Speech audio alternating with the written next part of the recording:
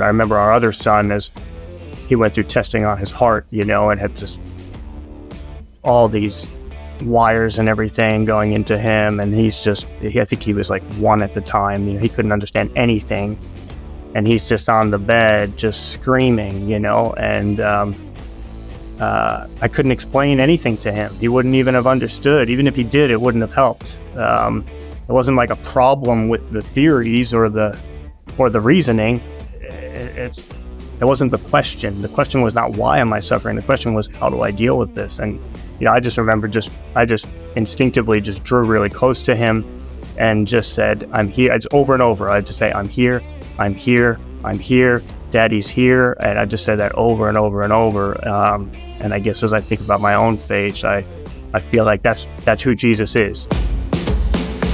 Unapologetic from Premier Unbelievable. Well, Vince, welcome back to the podcast. We're going to be talking specifically about some of the research that you've done around suffering and evil. And I'm well aware that this is a massive, massive topic, and we're just going to be kind of skimming the surface today. But obviously, there's lots of great resources that you've written, and I just want to kind of point people to that. You've got a book called Why Suffering, and then you've got your kind of academic précis of the problem of suffering called Non-Identity, Theodicy, a grace-based response to the problem of evil. But I guess let's sort of step back a little bit. Why did you choose to focus your graduate studies on the problem of suffering? Oh, thanks, Ruth. Thanks for having me, and good job getting that full title out without I've been practicing. the mouthful. Yeah, well done, well done. Shortly after I came to faith, Christian faith, probably the first conversation I ever had about suffering after coming to faith was with my Aunt Regina. It was at a family gathering, and she shared with me some of the suffering that she was going through in her life. Quite personal suffering, had to do with her son, my cousin. And I had, been reading these books and getting my head around the Christian faith and the answers to different questions. And I remember she sort of stopped, and I started spouting some of my sort of abstract philosophical explanations for why God might allow suffering. And she was very gracious, listened to me, patiently. And then at the end, she said, but Vince, that doesn't speak to me as a mother. And it really hit me, but it was so good for me, for her to, just be honest about that response. And so in some ways, I feel like this was always a topic that I wanted to be able to speak to in a way that was thoughtful, but also pastoral.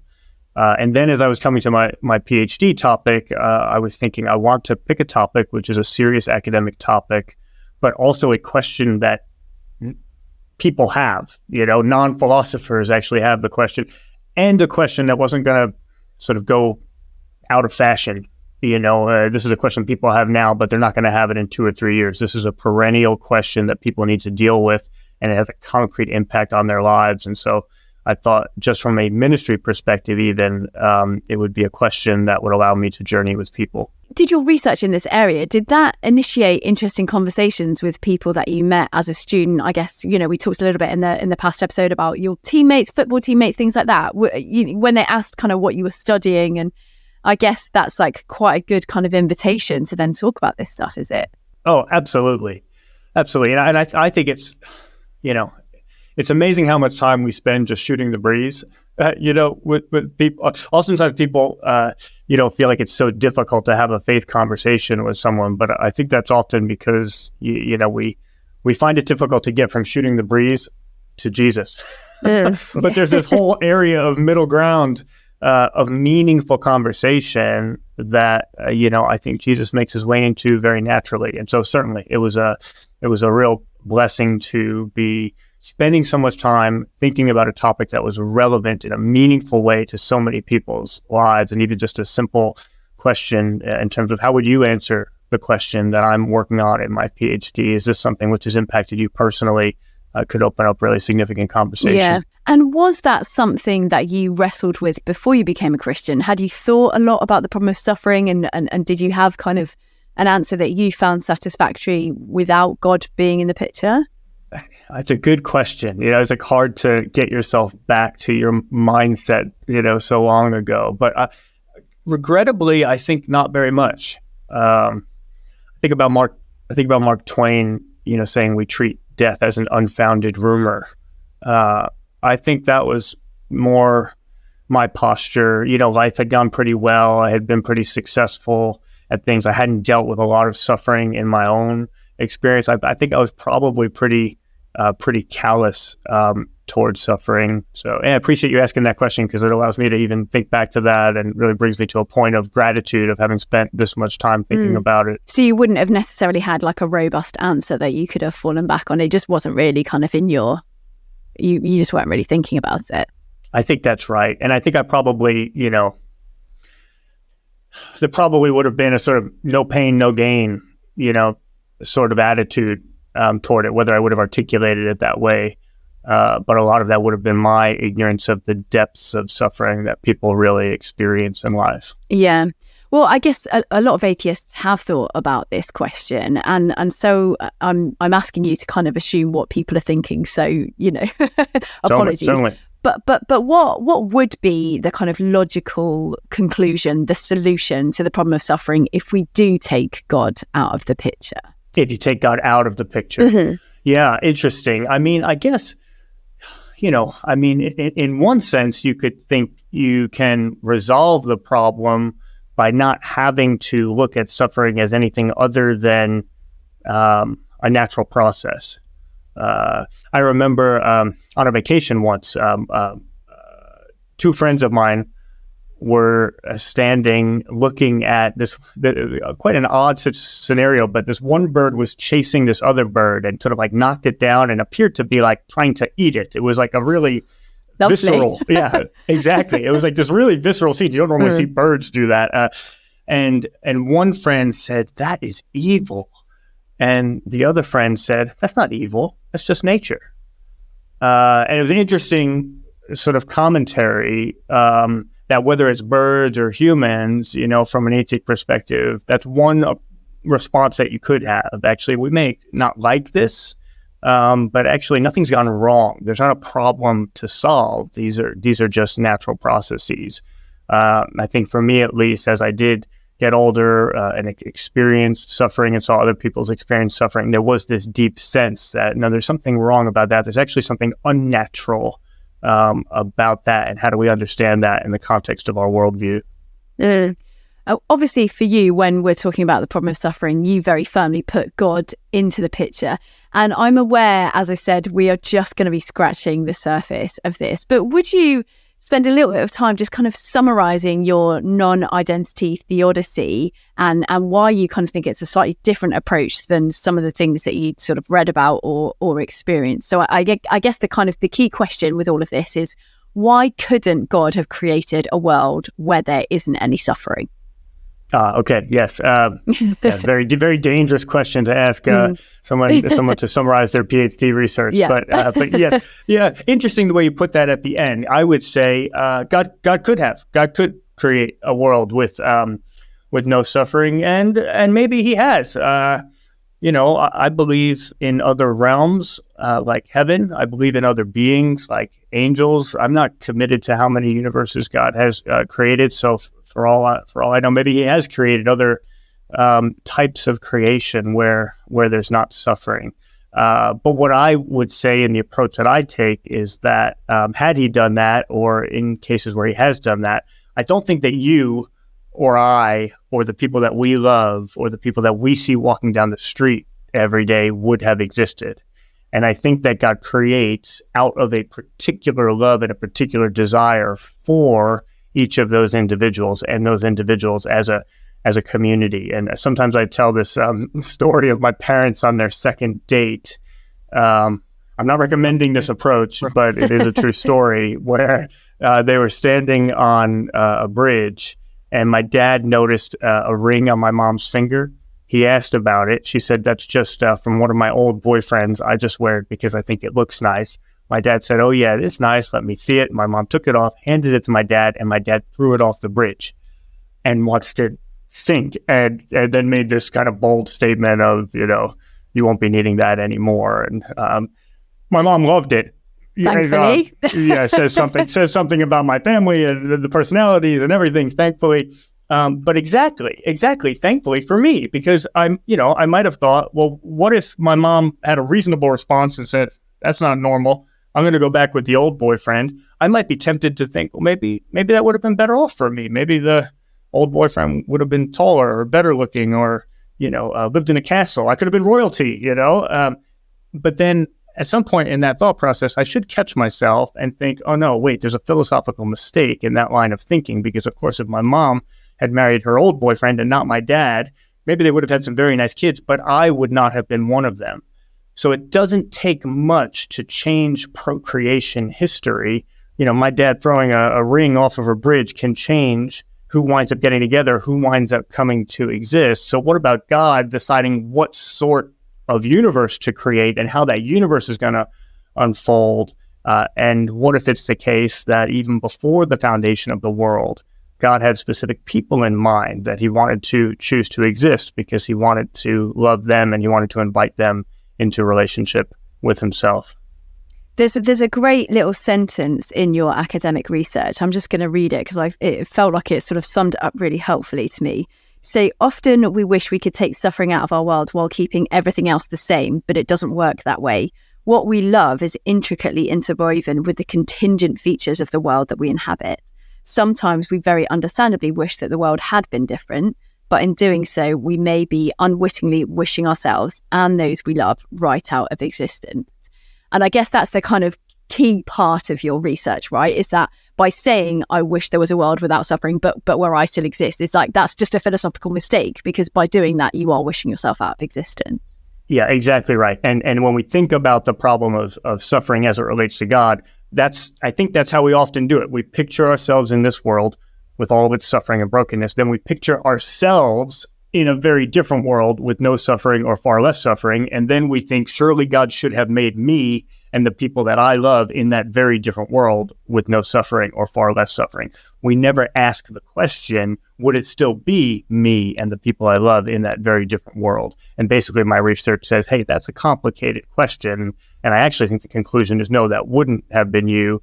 And so what if it was the case that God wasn't just after, some general value in the universe? What if he was actually after particular people that he found himself with a love for?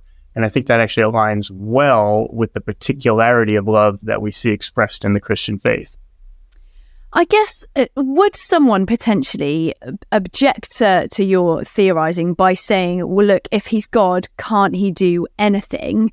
And therefore, could he not just create a world that where it is still you, but there is no suffering?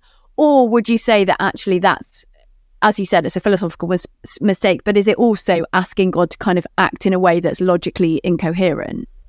Yes, that's great. Oh, good. Yeah, good. We'll get into the philosophy. I love it. Thanks, Ruth. It's such an interesting question. I am not a philosopher, so I do not understand these things, and you're doing such a great job of helping me to understand. So thank you. Not at all. This is a great philosophical question.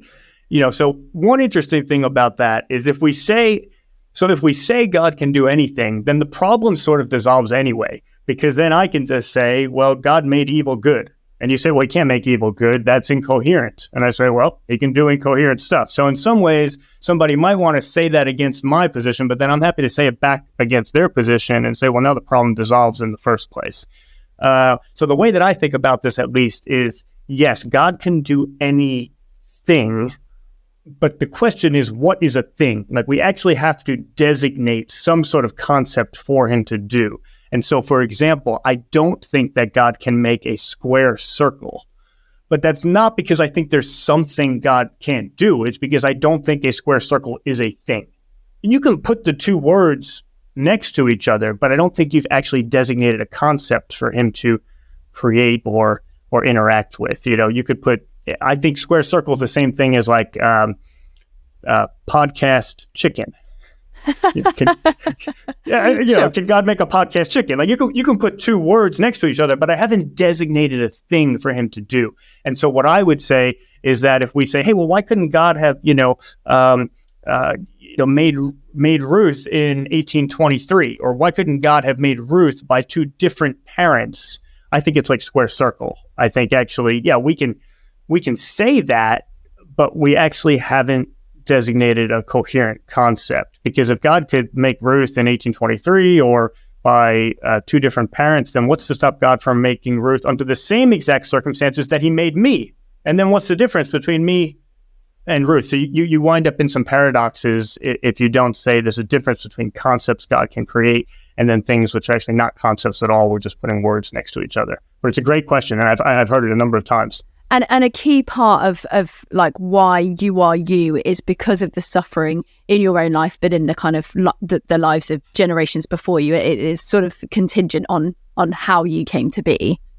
Yes, that's a good point. And not even in one sense, not so much your own life, but the system as a whole that has produced you. The sort of the general system of allowing suffering to some extent in this world has allowed for each person to come to exist and allows for future people to come to exist who I also believe that God wants to love. And again, for all I know, maybe he's created other situations in which other people are coming into existence. And maybe some of them are more impressive than us, and maybe some of them suffer less than us. That's all great and good. My God's very creative.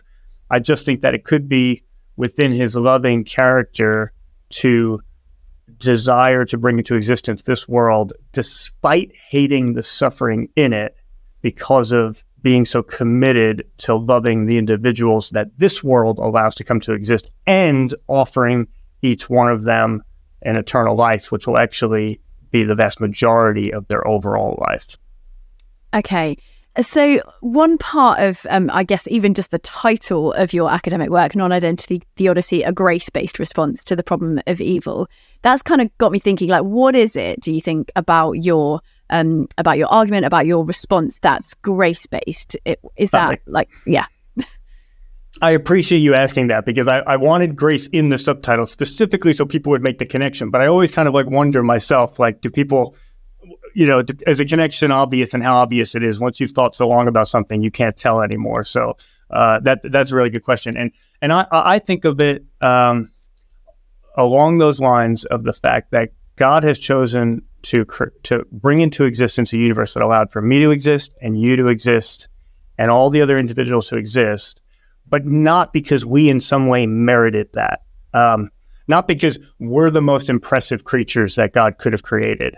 And an analogy that I think of sometimes is if someone were to walk into an orphanage and choose a child to adopt as their own, and on the left-hand side is clearly objectively the most impressive child. They did the IQ test, highest IQ, most athletic, et cetera, et cetera.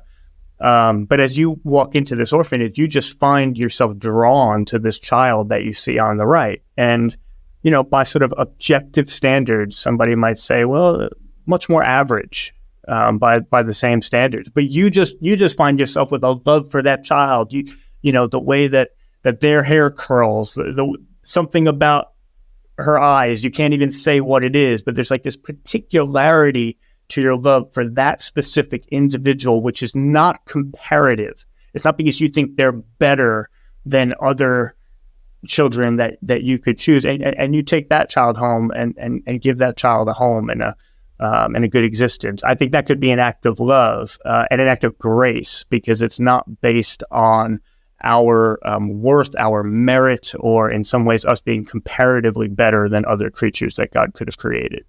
Now, Vince, this might be really difficult, and I'm really sorry if this is really hard, but I guess I've been thinking quite a lot about this and the kind of philosophical implications for various things. And I guess one of the most obvious examples in my life is I had a miscarriage a few years ago, and then fairly soon after that miscarriage, I ended up conceiving Eden.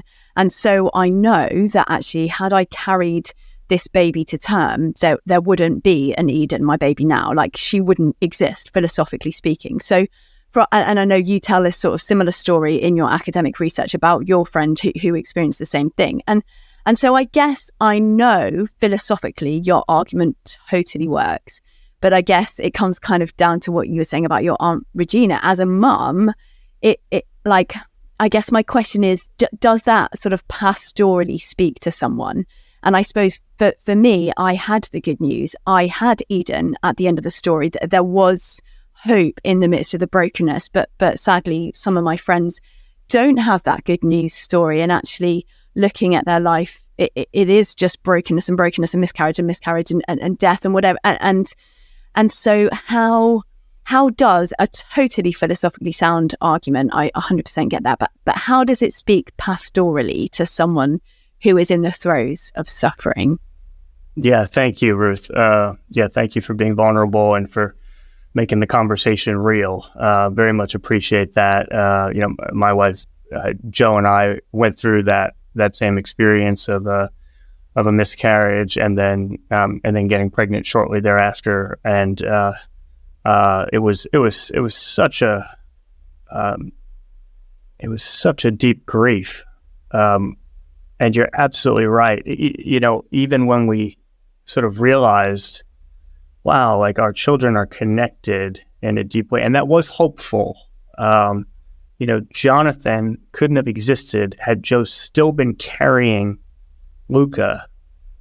And so Jonathan's middle name is Lucian, as a way of referring back to his sister Luca, and reminding us of the way that their lives are intricately connected, and even the gospel imagery that in her death, this life was made possible, and then the eternal hopefulness that one day we'll be together as a family of 5 rather than our family of 4. So there's so much that we're so deeply thankful for, and yet, there's this very, I think, Christ-like love of a parent for the one that was lost, and that's not changed even in the hopefulness and even in the thankfulness for Jonathan.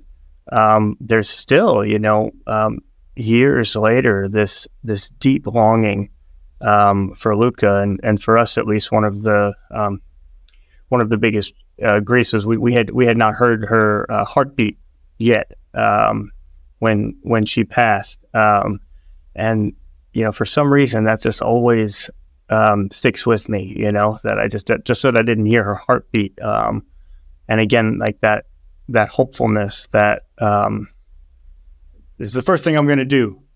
It's the first thing I'm going to do in eternity is put my head on her chest and listen to her heartbeat. We got the news of that Jo was likely to miscarry at the doctor's office. We went out to our car. We didn't feel like just going home. We certainly didn't feel like cooking dinner. We decided in the car, we had been thinking about the name Luca. We decided we would name her Luca, there in the car. And then I just said, just Yelp whatever the nearest pizza place is, and we'll go there for dinner.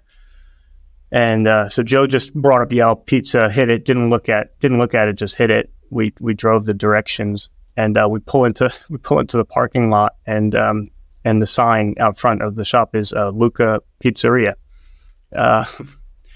And I guess this gets back to the sort of pastoral response. The philosophical theory is just not the pastoral response. The pastoral response is, that was the way God did it in our life, but just God saying, I'm here. I'm not giving an answer right now. Even if I did, it wouldn't do any good, but I am here.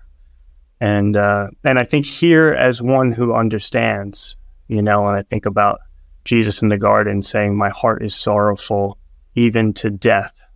That's a very significant line for me, and it's very significant to my faith that I worship a God who didn't stay far off on some heavenly throne, as we suffered. I remember our other son, as he went through testing on his heart, and had just all these wires and everything going into him. And I think he was like 1 at the time, he couldn't understand anything.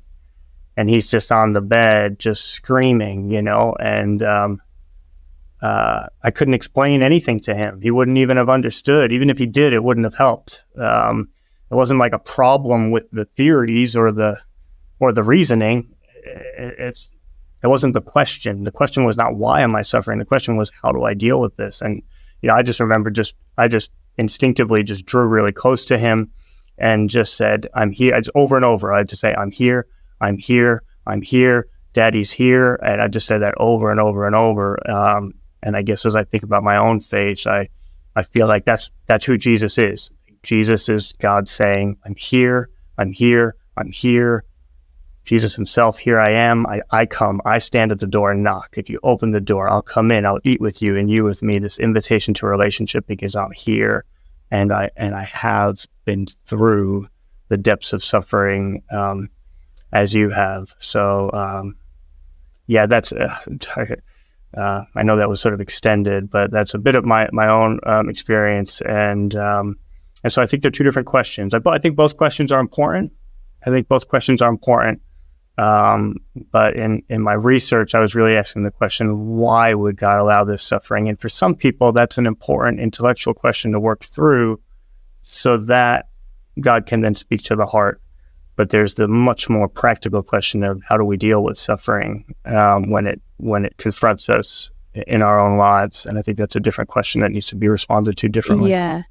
And so would you say that perhaps your non-identity theodicy response needs to be held kind of in like at the same time as other approaches to the problem of suffering, say looking at the person of Jesus and all of that? Is it perhaps something that, like, maybe from a philosophical perspective, and as you say, an academic question, yes, of course you could just be looking at your one response, but when you're looking at kind of a holistic view, is that something where you need to kind of hold it with other theories and answers? Very much so, and for multiple reasons. One, for this reason, that there are multiple questions being asked, and sometimes it's a philosophical question, sometimes it is really a pastoral question, and really, I mean, they relate, but they are distinct questions. But also, I believe, the approach that I've outlined is consistent with all of the other major approaches to this question from a Christian perspective, whether it's a free will defense or a greater goods defense or a skeptical theist defense. Nothing that I say contradicts those other approaches. And something that most people don't realize can be true is that sometimes, not always, but sometimes several bad arguments makes a good argument. Sounds really funny when you say it, but I think of it a little bit like this. Say you were trying to figure out who stole something from your office, okay? And you have different clues, you have different pointers to who it might have been. And, if it was someone left their shoe and it's a size 7 shoe, well, that's not a good argument for who it is because tons of people have a size 7 shoe. And then you find, somebody left their glasses, you find a piece of brown hair, you find a Premiere folder on the ground, right? Tons of people work at Premiere, right? So that's not a good. Every one of those arguments in isolation would be terrible evidence to come to a conclusion about who the person is. But if you get 4, 5, 6 of those pieces of evidence, those clues together, you might actually have like an overwhelming case to know exactly who it was. And actually, sometimes the arguments for God's existence and even some of the arguments in response to the problem of suffering can work that way. And oftentimes people don't realize that probability works in that way. And so what we often tend to do is we look at all the arguments in isolation. Arguments for God's existence, we look at the cosmological argument and say, that's interesting, but does it get me above 50% in terms of my belief? No, okay, scrap that. What about fine-tuning? No, okay, scrap that. What about the resurrection? And we never realize that actually you can't just throw one away and now look at the next one in isolation. I think something similar is true in terms of a cumulative case in response to evil and suffering, where you may find that no one response does enough work to give you confidence as a response. And yet, when you put together, and in one of my books, that's what I try to do, where you put together 8 or 9 of these responses, and now I think the case is actually very strong. Well, and Vince, I'm glad you mentioned your book, because I would highly recommend that people look at some of the stuff you've written, because as I said, we are just sort of brushing the surface of this. But I guess as we end this podcast, like, what would you want to say to someone who is going through the depths of great suffering right now? I feel like perhaps some of the stuff you shared before might well speak into their situation, but I guess in my head I'm thinking perhaps of someone who would respond to your sort of philosophical argument that a world without suffering would be a world where they've wished themselves out of existence. But perhaps the suffering that they're experiencing is so extreme that actually they kind of would rather wish themselves out of existence. And in some senses, they would rather be dead than go through just the awful stuff that they're going through now. I mean, how would you respond to someone in that situation, Vince? Yes, that's very fair. And I think the response would just be, I'm so sorry. And I do believe that God is with you and that he sees you and that he loves you. I think that God can understand that person's perspective. If Jesus really lived a human life, sweat blood in the garden, the intensity of the suffering, and said, my heart is sorrowful even to death. And that may not be the right moment for someone to consider things from, in a sense, the other perspective, but at some point, someone may then think, well, maybe I can understand this from God's perspective as well as a parent. Because I pray that my children don't go through suffering of that intensity. But if they do, and if they wished their life out of existence, I can both sympathize with what their experience is, and also as a parent say, as your parent, no, that's not what I want. I couldn't bear that. I love you too much. I have better plans for you. It's going to be better days ahead. And I can't even, I don't even have the power to really offer that with assurance. But God does have that power to offer with assurance. And I think it's worth thinking more about, from my perspective, this analogy. I find it helpful between, in a sense, divine creation on the one hand and human procreation on the other. This idea of parents and children, because having a child is actually quite a sobering decision. We don't always think about it that way.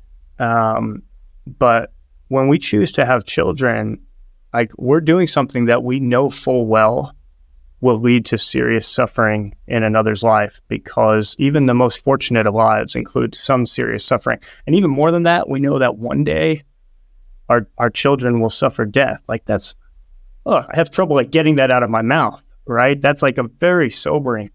And yet, most of us still do believe that having children can be not only a permissible thing to do, but actually a loving thing to do. And normally it's very difficult to say that about something that you know full well will cause suffering and even death in another person's life. So why do we think that? And I think perhaps, one of the answers is that the children we have, they wouldn't exist otherwise. We're not just giving them any old thing when we bring them into existence. We're giving them life. We're actually bringing them into existence. And so part of what my research is asking, at least, is could we think about God in a similar sort of way? Not an easy decision, not just dismissing the objection as no big deal, saying, no, this is a difficult decision for a parent. This is a sobering decision for a parent. But we do believe that a parent can bring a child into the world even knowing that they're going to suffer and even one day die, even though the human parent is sometimes helpless to help with the suffering when the suffering occurs. Could it be the case then that God, despite this sobering decision, could be loving by creating a universe in which we came to exist, if he's going to offer every one of us an eternal life, which will be wonderful, good to us, and if he didn't stay just far off, but when he saw his children suffering, was willing to draw near and even suffer alongside them? That's a question that I think is worth considering. Yeah. Gosh, Vince, thank you so much. So much to think about. And yeah, as I said, there's much more to be kind of looked into. If I'll include links to your books and things like that, because there's lots more helpful things. But thank you so much for sharing and being so vulnerable and speaking so powerfully about such a difficult topic. Thank you, Vince. No, thank you. It's always great to be with you. Unapologetic from Premier Unbelievable. For more shows, resources and our newsletter, visit premierunbelievable.com.